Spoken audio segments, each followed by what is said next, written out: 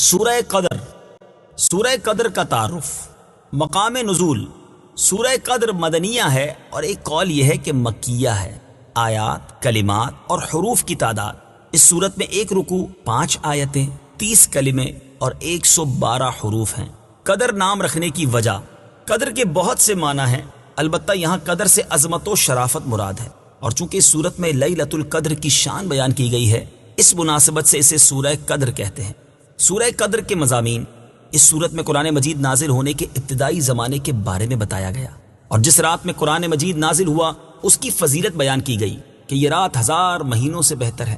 اس رات میں فرشتے اور حضرت جبریل علیہ السلام اللہ تعالیٰ کے حکم سے اترتے ہیں، اور یہ رات صبح طلوع ہونے تک سراسر سلامتی والی ہے۔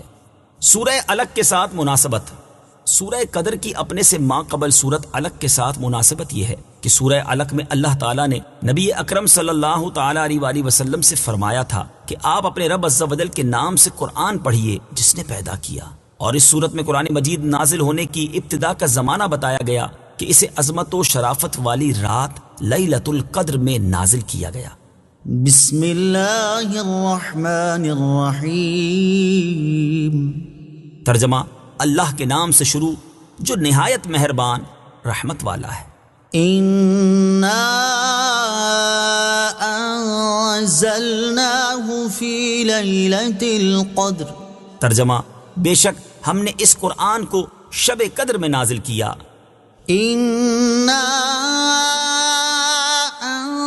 أَنزَلْنَاهُ فِي لَيْلَةِ الْقَدْرِ۔ بے شک ہم نے اس قرآن کو شب قدر میں نازل کیا۔ تفسیر صراط الجنان میں ہے، یعنی بے شک ہم نے اس قرآن مجید کو لوح محفوظ سے آسمان دنیا کی طرف یک بارگی شب قدر میں نازل کیا۔ شب قدر کے فضائل، شب قدر شرف و برکت والی رات ہے۔ اس کو شب قدر اس لیے کہتے ہیں کہ اس شب میں سال بھر کے احکام نافذ کیے جاتے ہیں، اور فرشتوں کو سال بھر کے کاموں اور خدمات پر مامور کیا جاتا ہے، اور یہ بھی کہا گیا ہے کہ اس رات کی دیگر راتوں پر شرافت و قدر کے باعث اس کو شب قدر کہتے ہیں، اور یہ بھی منقول ہے کہ چونکہ اس شب میں نیک اعمال مقبول ہوتے ہیں اور بارگاہ الہی میں ان کی قدر کی جاتی ہے، اس لیے اس کو شب قدر کہتے ہیں۔ احادیث میں اس شب کی بہت فضیلتیں وارد ہوئی ہیں، چنانچہ حضرت ابو ہریرہ رضی اللہ تعالی عنہ سے روایت ہے، رسول اللہ صلی اللہ تعالی علیہ وآلہ وسلم نے ارشاد فرمایا، جس نے اس رات میں ایمان اور اخلاص کے ساتھ شب بیداری کر کے عبادت کی تو اللہ تعالیٰ اس کے سابقہ صغیرہ گناہ بخش دیتا ہے۔ اور حضرت انس بن مالک رضی اللہ تعالیٰ عنہ سے روایت ہے، ابن ماجہ کی حدیث ہے کہ رمضان کا مہینہ آیا تو حضور پرنور صلی اللہ تعالی علیہ وآلہ وسلم نے ارشاد فرمایا، بے شک تمہارے پاس یہ مہینہ آیا ہے اور اس میں ایک رات ایسی ہے جو 1000 مہینوں سے بہتر ہے۔ جو شخص اس رات سے محروم رہ گیا وہ تمام نیکیوں سے محروم رہا، اور محروم وہی رہے گا جس کی قسمت میں محرومی ہے۔ لہٰذا ہر مسلمان کو چاہیے کہ وہ یہ رات عبادت میں گزارے اور اس رات میں کثرت سے استغفار کرے، جیسا کہ حضرت عائشہ صدیقہ رضی اللہ تعالی عنہا فرماتی ہیں، ترمذی شریف کی حدیث ہے، میں نے عرض کی، یا رسول اللہ صلی اللہ تعالی علیہ وآلہ وسلم، اگر مجھے معلوم ہو جائے کہ لیلۃ القدر کون سی رات ہے تو اس رات میں کیا کہوں؟ ارشاد فرمایا کہ تم کہو، اللہم انک عفو کریم تحب العفو فاعف عنی۔ اے اللہ، بے شک تو معاف فرمانے والا، کرم کرنے والا ہے، تو معاف کرنے کو پسند فرماتا ہے، تو میرے گناہوں کو بھی معاف فرما دے۔ نیز آپ رضی اللہ تعالی عنہا فرماتی ہیں، اگر مجھے یہ معلوم ہو جائے کہ کون سی رات لیلۃ القدر ہے تو میں اس رات میں یہ دعا بکثرت مانگوں گی، اے اللہ، میں تجھ سے مغفرت اور عافیت کا سوال کرتی ہوں۔ شب قدر سال میں ایک مرتبہ آتی ہے۔ یاد رہے کہ سال بھر میں شب قدر ایک مرتبہ آتی ہے، اور کثیر روایت سے ثابت ہے کہ وہ رمضان المبارک کے آخری عشرے میں ہوتی ہے، اور اکثر اس کی بھی طاق راتوں میں سے کسی ایک رات میں ہوتی ہے۔ بعض علماء کے نزدیک رمضان المبارک کی 27ویں رات شب قدر ہوتی ہے، اور یہی حضرت امام اعظم رضی اللہ تعالی عنہ سے مروی ہے۔ شب قدر کو پوشیدہ رکھے جانے کی وجوہات، امام فخر الدین رازی رحمۃ اللہ تعالی علیہ فرماتے ہیں، اللہ عز و جل نے شب قدر کو چند وجوہ کی بنا پر پوشیدہ رکھا ہے۔ نمبر 1، جس طرح دیگر اشیاء کو پوشیدہ رکھا، مثلاً اللہ عز و جل نے اپنی رضا کو اطاعتوں میں پوشیدہ فرمایا تاکہ بندے ہر اطاعت میں رغبت حاصل کریں، اپنے غضب کو گناہوں میں پوشیدہ فرمایا تاکہ ہر گناہ سے بچتے رہیں، اپنے ولی کو لوگوں میں پوشیدہ رکھا تاکہ لوگ سب کی تعظیم کریں، دعا کی قبولیت کو دعاؤں میں پوشیدہ رکھا تاکہ وہ سب دعاؤں میں مبالغہ کریں، اسم اعظم کو اسما میں پوشیدہ رکھا تاکہ وہ سب اسما کی تعظیم کریں، اور نماز وسطیٰ کو نمازوں میں پوشیدہ رکھا تاکہ تمام نمازوں کی پابندی کریں، توبہ کی قبولیت کو پوشیدہ رکھا تاکہ بندہ توبہ کی تمام اقسام پر ہمیشگی اختیار کرے، اور موت کا وقت پوشیدہ رکھا تاکہ بندہ خوف کھاتا رہے، اسی طرح شب قدر کو بھی پوشیدہ رکھا تاکہ لوگ رمضان کی تمام راتوں کی تعظیم کریں۔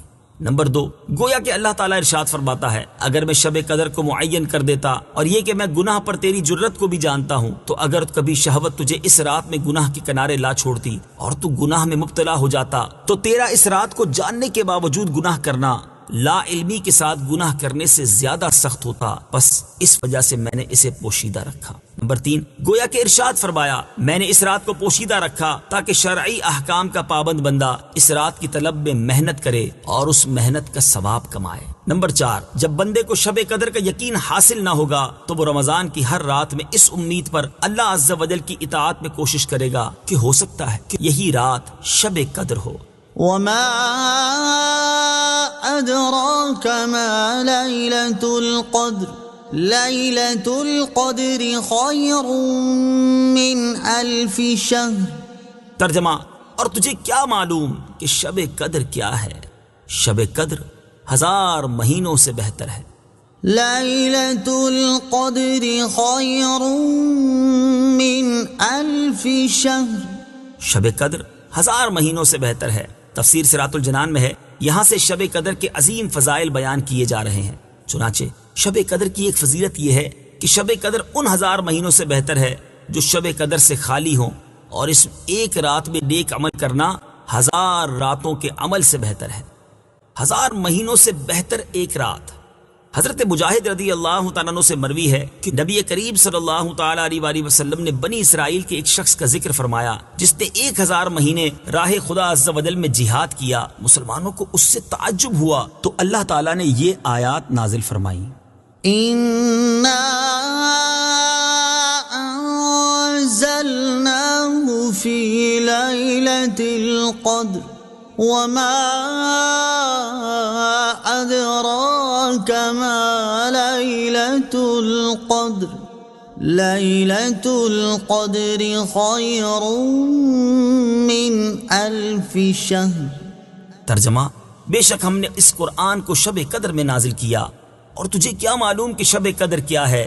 شب قدر 1000 مہینوں سے بہتر ہے۔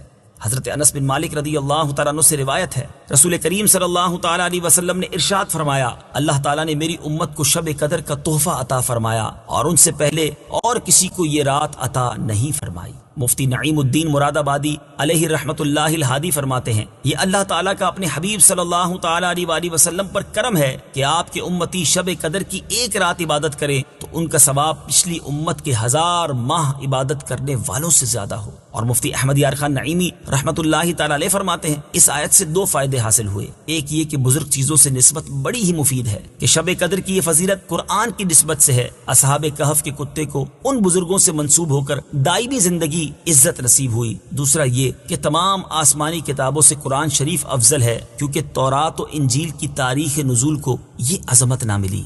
تنزل الملائكة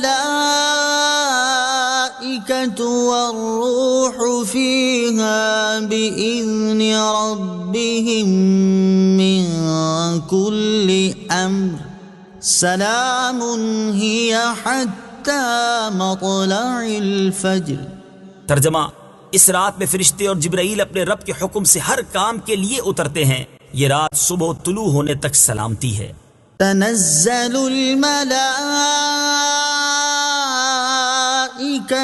والروح فيها، اس میں فرشتے اور جبرائیل اترتے ہیں۔ تفسیر صراط الجنان میں ہے شب قدر کی دوسری فضیلت یہ ہے کہ اس رات میں فرشتے اور حضرت جبرائیل علیہ السلام اپنے رب عز و جل کے حکم سے ہر اس کام کے لیے جو اللہ نے اس سال کے لیے مقرر فرمایا ہے آسمان سے زمین کی طرف اترتے ہیں، اور جو بندہ کھڑا یا بیٹھا اللہ تعالیٰ کی یاد میں مشغول ہوتا ہے اسے سلام کرتے ہیں اور اس کے حق میں دعا و استغفار کرتے ہیں۔ اور حضرت انس رضی اللہ تعالیٰ عنہ سے روایت ہے، رسول اللہ صلی اللہ تعالیٰ علیہ وآلہ وسلم نے ارشاد فرمایا، جب شب قدر ہوتی ہے تو حضرت جبرائیل فرشتوں کی جماعت میں اترتے ہیں اور ہر اس کھڑے بیٹھے بندے کو دعائیں دیتے ہیں جو اللہ تعالیٰ کا ذکر کر رہا ہو۔ سلام ہی حتی مطلع الفجر، یہ رات صبح طلوع ہونے تک سلامتی ہے۔ تفسیر صراط الجنان میں ہے، شب قدر کی تیسری فضیلت یہ ہے کہ یہ رات صبح طلوع ہونے تک سراسر بلاؤں اور آفتوں سے سلامتی والی ہے۔ صدق اللہ العظیم۔